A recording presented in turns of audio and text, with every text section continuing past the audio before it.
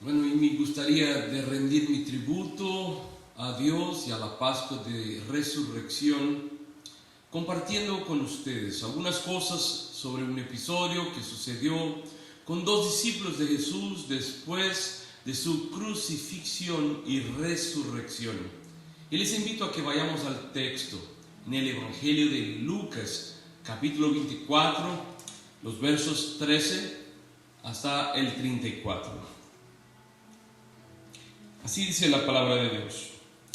He aquí, dos de ellos iban el mismo día por el camino llamado Emaús, que estaba a 60 estadios de Jerusalén, e iban hablando entre sí de todas aquellas cosas que habían acontecido. Sucedió que mientras hablaban y discutían entre sí, Jesús mismo se acercó y caminaba con ellos, mas los ojos de ellos estaban velados para que no le conociesen. Y les dijo: ¿qué pláticas son estas que tenéis entre vosotros mientras camináis? ¿Y por qué estáis tristes? Respondiendo uno de ellos, que se llamaba Cleofas, le dijo: ¿eres tú el único forastero en Jerusalén que no has sabido las cosas que en ella han acontecido en estos días? Entonces él les dijo: ¿qué cosas? Y ellos le dijeron: de Jesús, Nazareno, que fue varón profeta, poderoso en obra y en palabra delante de Dios y de todo el pueblo, y cómo le entregaron los principales sacerdotes y nuestros gobernantes a sentencia de muerte, y le crucificaron. Pero nosotros esperábamos que Él era el que había de redimir a Israel. Y ahora, además de todo eso, hoy es ya el tercer día de esto acontecido, aunque también nos han asombrado unas mujeres de entre nosotros, las que antes del día fueron al sepulcro, y cómo nos hallaron su cuerpo. Vinieron diciendo que también habían visto visión de ángeles, quienes dijeron que Él vive. Y fueron algunos de los nuestros al sepulcro, y hallaron allí como las mujeres habían dicho, pero a Él no le vieron. Entonces Él les dijo: oh insensatos y tardos de corazón para creer todo lo que los profetas han dicho. ¿No era necesario que el Cristo padeciera estas cosas y que entrara en su gloria? Y comenzando desde Moisés y siguiendo por todos los profetas, les declaraba en todas las escrituras lo que de Él decían. Llegaron a la aldea a donde iban, y Él hizo como que iba más lejos, mas ellos le obligaron a quedarse, diciendo: quédate con nosotros, porque se hace tarde y el día ya ha declinado. Entró pues a quedarse con ellos.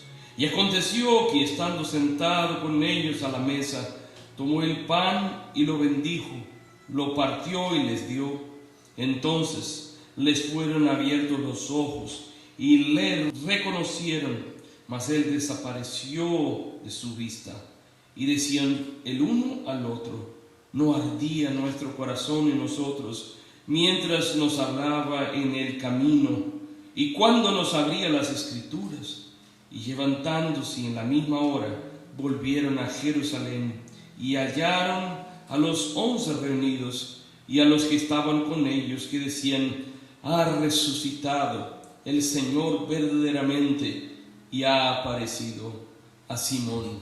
Palabra de Dios. Amén. Amados hermanos, queridos oyentes, vean que este texto habla de estos dos discípulos que salen de Jerusalén por un camino llamado de Emaús durante el domingo de resurrección. Y ellos salen de la ciudad santa con los corazones llenos de desaliento, llenos de tristeza y desánimo. Y no podía ser para menos. Después de todo, sus expectativas mesiánicas se habían frustrado enormemente. Primero, porque ellos esperaban el reino físico de Jesús. Ellos esperaban una liberación política, esperaban un Cristo que acabaría con el yugo opresor romano y traería una nueva era de paz y prosperidad. Incluso acuérdense que en el Evangelio de Marcos, capítulo 10, verso 35, dice que ellos hasta discutían entre sí para saber quién estaría al lado del Rey Jesús cuando Él se sentase en el trono. Pero en lugar de eso, vino la condenación del Maestro. En lugar de recibir un trono y una corona, ellos presenciaron a Jesús recibir la cruz. Y estando nuestro Señor ahí en la cruz, los discípulos aún creían que tal vez algo sobrenatural ocurriría, que tal vez Jesús escaparía de ahí con poder, o que tal vez Jesús saltaría de la cruz y con un soplo de su boca la soldadesca romana se rendiría a sus pies, o quién sabe, esperaban que los ángeles los sacarían de ahí, pero no. Una vez que el soldado romano atravesó a Jesús con la lanza para cerciorarse de que estaba muerto, fue claro que Él había perecido. Todas las esperanzas de que Él se fuera a salvar se desvanecieron. Y después, al ser testigos de la muerte de Cristo, José de Arimatea, Nicodemo, tomaron la decisión de colocar su cuerpo en una tumba y de preparar su cuerpo para el sepulcro. En el Evangelio de Lucas 23 leemos que las mujeres, después de ver dónde había sido sepultado nuestro Señor, antes de la puesta del sol, regresaron y prepararon especies aromáticas y ungüentos para embalsamar su cuerpo. Y todo esto sucedió para que se cumpliera lo que el Señor había hablado en Mateo 12. Así estará el Hijo del Hombre en el corazón de la tierra 3 días y 3 noches. Y ahora, imagínense, ya era el tercer día, el domingo, y nada. Y en la cabeza de estos dos discípulos el mensaje era muy evidente. Él no era el Mesías, Él no era el elegido. Y tal vez hubieran pensado, vámonos de aquí, pues los mismos soldados que estuvieron ahí para cerciorarse de que Él estaba muerto, vendrán y nos matarán también. Y por eso ellos estaban con miedo, desanimados, sin esperanza, desilusionados con Dios. Ellos ya no esperaban que ocurriera nada más y decidieron regresarse a sus casas. Ya no tenía ningún sentido quedarse ahí en Jerusalén. Y por eso que ellos salen de ahí e iban por el camino de Emaús. Pero es justamente en este camino, en medio del diálogo frustrante de estos dos discípulos, se les aparece Jesús resucitado y comienza a caminar con ellos, mas ellos no lo reconocen. Él se acerca como quien no quiere nada, comienza a hacer preguntas retóricas, fingiendo ser un forastero ignorante, provocando la memoria de estos dos hombres, al punto de que uno de ellos, llamado Cleofas, piensa que Jesús es un extranjero y le pregunta: ¿eres tú el único forastero en Jerusalén que no ha sabido las cosas que en ella han acontecido estos días? Entonces, hermanos y hermanas, el texto dice que Jesús, comenzando desde Moisés y siguiendo por todos los profetas, les declaraba en todas las escrituras lo que de Él decían. Y de repente sus corazones comenzaron a quedarse súper acalorados y el alma comenzó a arder. Y ahora, al llegar a su destino, en la aldea, ellos no querían dejarlo ir. Quédate con nosotros, Señor. Y el texto dice que entró Jesús pues a quedarse con ellos. Y aconteció que estando sentado con ellos a mesa, tomó el pan y lo bendijo y lo partió y les dio. Y entonces se fueron abiertos los ojos y le reconocieron. Ahora, queridos amigos, hermanos y hermanas, es esta experiencia divina, maravillosa, sobrenatural de estos dos discípulos en el camino hacia Emaús que me lleva a pensar que también a nosotros poco importa el camino físico, que sea el camino de Highway 101, el Highway 280, o el camino del viaje de tu país hacia este país, o el camino de puente aéreo de una ciudad a otra, o un crucero al África, o inclusive el camino simple y el traslado de una habitación de tu casa al baño. Lo que realmente importa es que aquel que es llamado el camino nos encuentre en este camino. Lo que realmente importa, hermanos y hermanas, es que Él, el Cristo resucitado, el Mesías prometido, divino compañero, el Cordero de Dios, Él que es el camino con C mayúscula, conforme Hechos capítulo 9, verso 2, encuentre cada uno de nosotros en nuestros caminos. Pues es solamente cuando este camino nos encuentra perdidos por los caminos de esta vida que nos transforma. Solo cuando el camino se nos topa es cuando comenzamos a ver cosas que antes no veíamos. Comenzamos a sentir lo que antes no sentíamos. Pasamos a comprender lo que estaba oscuro. Y ahí, cuando ocurre este encuentro divino y maravilloso, así como en la historia de estos dos compañeros y discípulos, también otras tres cosas suceden. Primero, es que la gracia de Dios provoca nuestra conciencia y nos da la certeza de su presencia. O sea, la primera bienaventuranza que el camino proporciona a aquellos que son agraciados por su encuentro y su compañía es una concientización de que Él es el Dios Emmanuel, el Dios con nosotros. Y esta es una verdad básica que nosotros los cristianos tenemos que conservar siempre en la mente y en el corazón, porque es el principio fundamental sobre el cual descansa nuestra fe. La verdad es esta: Dios está con nosotros. La presencia de Dios es algo que podemos experimentar personalmente hoy y siempre. Y es exactamente esto lo que Jesús despierta en Cleofas, es su amigo en el camino de Emaús. Él sacude la conciencia de estos dos discípulos y les asegura que siempre estuvo ahí, al lado de ellos, todo el tiempo. Y qué interesante. Fíjense que Jesús estimula sus memorias a través de una inducción a las Escrituras. Dice la Biblia que comenzando desde Moisés y siguiendo por todos los profetas, Él declaraba en todas las Escrituras lo que de Él decían. Es decir, Jesús comienza a revelarse en el Antiguo Testamento diciéndoles: yo soy el que soy. Soy el que soy desde el principio. Estoy con ustedes desde el principio, desde el Génesis. Yo estaba ahí en el principio, en Éxodo. Yo soy el camino que libró al pueblo del Egipto, el propio Cordero de Dios.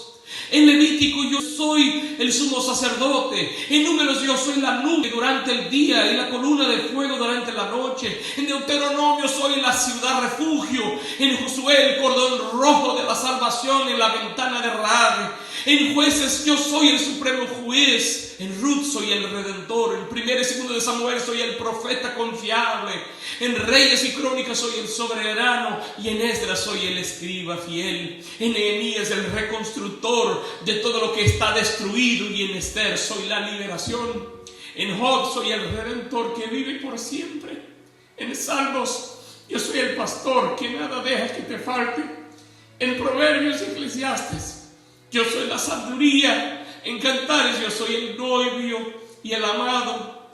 Y ahora, hermanos, vean que después de revelarse a ellos, presente en el Pentateuco, en los libros históricos, en los libros poéticos, Jesús continúa hablando con ellos, revelándose a través de los profetas. Y les dice: yo soy en Isaías el Dios fuerte, el maravilloso, el consejero, el Padre de la eternidad, el príncipe de paz. En Jeremías y el libro de Lamentaciones yo soy el intercesor. En Ezequiel el hombre de las cuatro caras. En Daniel el cuarto hombre en el horno. En Oseas el amor siempre fiel. En Joel el que visita y bautiza. En Amós soy el que lleva las cargas. En Abdías nuestro Salvador. En Miqueas el mensajero de los pies hermosos. En Nahum soy el vengador. En Habacuc el vigía. En Sofonías soy el Señor poderoso para salvar. En Ageo el restaurador de nuestra herencia perdida. En Zacarías soy la fuente. Y en Malaquías la justicia con sanidad en sus alas. Sí, hermanos y hermanas, Cristo es el camino, la verdad y la vida. Y solamente cuando Él nos encuentra por el camino que comenzamos a tomar conciencia de su presencia constante, para que por fin podamos entender y declarar, como lo hizo el salmista en el capítulo 124, diciendo: Si el Señor no hubiera estado a nuestro favor, diga ahora Israel, si el Señor no hubiera estado a nuestro favor cuando los hombres se levantaron contra nosotros, vivos nos hubieran tragado entonces cuando su ira se encendió contra nosotros. Pero bendito sea el Señor, Dios Emmanuel, Dios con nosotros, que no nos ha entregado como presa de los dientes de ellos. Amados hermanos, solamente así podemos responder a la vida y a los momentos de abatimiento, de desesperanza y consternación. Y como en el poema de la mujer canadiense Margaret Powers, Huellas en la arena, qué bueno saber que nuestro Dios nunca nos deja solo. Y en las horas más difíciles y de aflicción, el rastro de las huellas en el camino son las de Él mismo, porque es Él quien nos toma en sus brazos y nos cuida. Y por eso también el salmista dice: cantad al Señor un cántico nuevo, porque ha hecho maravillas, su diestra y su santo brazo le han dado la victoria. La segunda cosa, amada iglesia, queridos hermanos, es que nuestra visión es restaurada. La segunda bienaventuranza que Jesús le proporciona a los que se encuentran perdidos por el camino es abrirles los ojos del corazón, a fin de que puedan ver y sentir la grandeza incomparable del poder de Dios para con nosotros. Ahora, el problema es que ver con el corazón no es algo natural, necesita estar agraciado. De ahí precisamente el poeta y escritor francés Antoine de Saint-Exupéry dice que solo se ve bien con el corazón, pues lo esencial es invisible a los ojos. Y es por eso también que el apóstol Pablo hace una oración especial a favor de los hermanos de la iglesia de Éfeso y pide que alumbrando los ojos de vuestro entendimiento sepáis cuál es la esperanza a que Él os ha llamado y cuáles las riquezas de la gloria de su herencia en los santos y cuál la supereminente grandeza de su poder para con nosotros, los que creemos, según la operación del poder de su fuerza. Efesios 1, versos 18 y 19.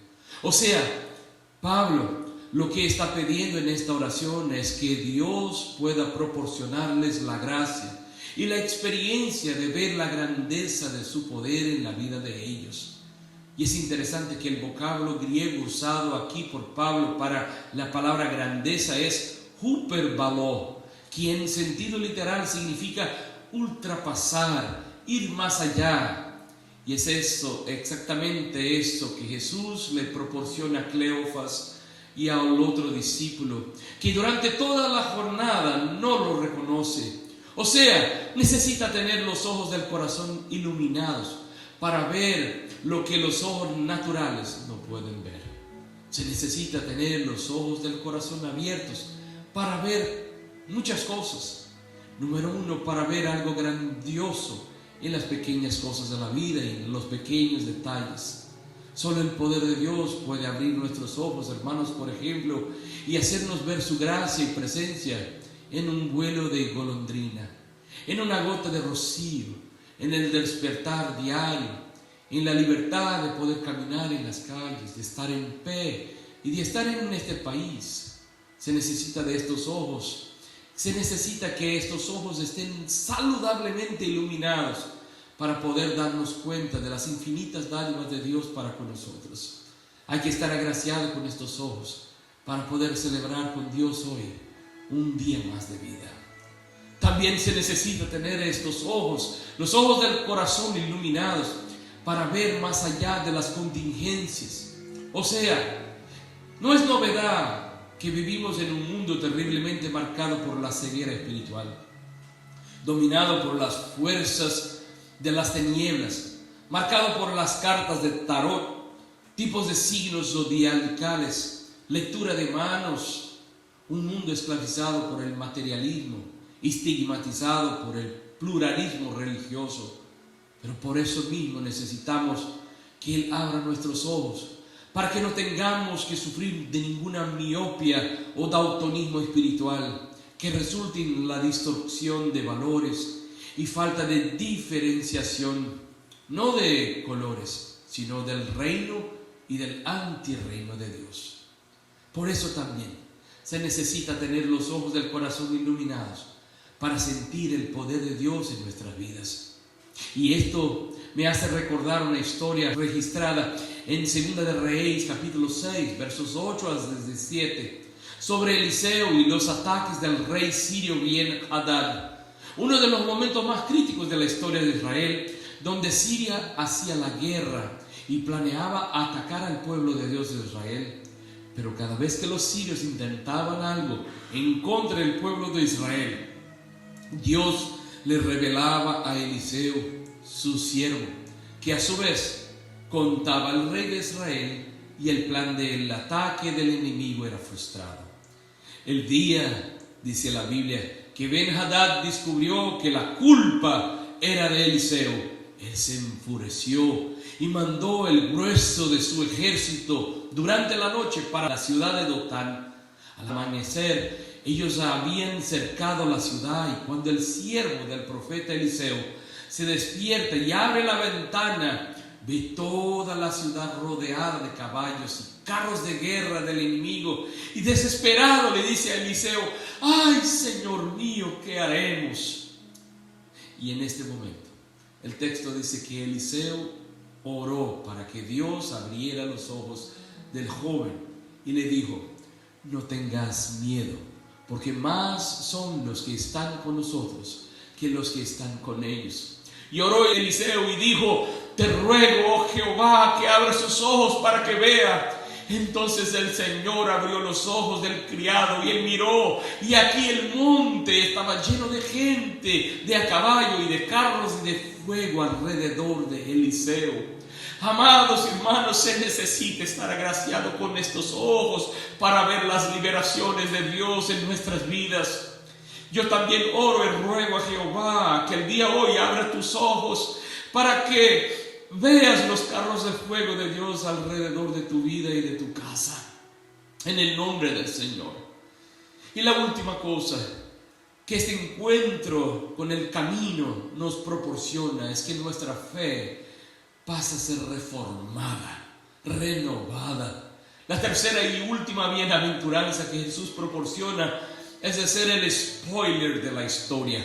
Bueno, permítame explicar. Esta palabra spoiler tiene origen en el verbo inglés spoil, que significa estropear. De ahí, spoiler, ser el agente o la persona, el que estropea todo. Dicen incluso que aquella persona que revela lo que ocurre al final de la película antes de que le hayas visto es el spoiler. Bueno, lo que puedes estar preguntándote es: ¿y de ahí, pastor, esto qué tiene que ver con el sermón hoy? Explico. Imagínense solo la escena: Jesús andando juntamente con los dos discípulos en el camino de Emaús, y de repente Jesús hace una pregunta retórica, mas que en la cabeza de ellos limitaba la alienación total. ¿Qué pláticas son estas que tenéis entre vosotros mientras camináis? ¿Y por qué estáis tristes? ¿De qué están hablando?, preguntaba Jesús. En esta hora ellos deben haber visto a Jesús como si él fuese un ET. Y para complicar aún más la vida de estos dos discípulos, Jesús continúa la broma santa, permitiéndose ser considerado como la persona más enajenada del mundo, y dice: ¿cuáles? ¿Cómo así, amigo?, preguntan ellos. ¿De qué estamos hablando? Ellos le dijeron: de Jesús Nazareno, que fue varón profeta, poderoso en obra y en palabra delante de Dios y todo el pueblo, y cómo le entregaron los principales sacerdotes y nuestros gobernantes a sentencia de muerte y le crucificaron. Pero nosotros esperábamos que era Él que había de redimir a nosotros e Israel, y ahora ya es el tercer día que todo esto ha acontecido. Creo que ellos deben haber preguntado a nuestro Señor: ¿No lees el periódico? ¿No sigues las noticias? De hecho, que no leíste las últimas noticias. Está en la primera página de todos los periódicos de hoy: Señor, muere en Jerusalén Jesús, el Rey de los judíos. Condenaron a muerte al Nazareno. Sentenciaron a ser crucificado el Hijo de Dios. Pero entonces, es justamente en esta hora, queridos hermanos, que Jesús le da el spoiler. Estropea los placeres del infierno. Y Él les dice: y ustedes aún ni saben el final de la historia, señores. Hoy este es el noticiero, pero será mañana que saldrá una nueva noticia. En todos los noticieros de Jerusalén se anunciará: no, Él no está aquí, ha resucitado. Se va a dar en Jerusalén que las últimas palabras del Rey de Reyes es: ¿dónde está, oh muerte, tu victoria, tu aguijón? ¿Dónde está, oh sepulcro, tu victoria? Amados hermanos y hermanas, esto significa en la práctica que solo Él tiene la última palabra sobre cualquier situación. Significa que nosotros también, peregrinos en el camino, podemos tener la seguridad que es de Él la última palabra. Jesús es el principio y el fin. Él es el Todopoderoso. No importa qué reto o situación estés enfrentando en este momento, necesitas saber que es de Él la última palabra. Luego, mantente firme en Él. Todos hemos tenido momentos muy difíciles, donde no entendemos por qué nos pasan estas cosas. Incluso al encontrarnos en estos momentos tan desesperantes, hemos desanimado como los discípulos. Puede que entre todos los problemas que hayas tenido, sientas que hoy tienes el más grande e insolucionable, pero ten presente que si hasta ayer Dios le ha guardado, llevándole en victoria, hoy no será la excepción. Recuerda que tienes un Dios que todo lo puede, que cuando el mundo dice que no se puede, Dios dice que sí se puede. Cristo está obrando hoy en tu vida, querido amigo, querida amiga. Él está aquí para transformarte a ti también, y a través del milagro de su resurrección. ¿Qué pues diremos a esto? Si Dios es por nosotros, ¿quién contra nosotros? Él que no escatimó ni a su propio Hijo, sino que lo entregó por todos nosotros. Dice la palabra: ¿cómo no nos dará también con Él todas las cosas? ¿Quién acusará a los elegidos de Dios? Dios es el que justifica. ¿Quién es el que condenará? Cristo es el que murió, más aún el que también resucitó. El que además está a la diestra de Dios. El que también intercede por nosotros. ¿Quién nos separará del amor de Cristo? ¿Tribulación, angustia, persecución, hambre, o desnudez, o peligro, o espada? Antes, hermanos, creamos, en todas estas cosas somos más que vencedores por medio de aquel que nos amó. Amén.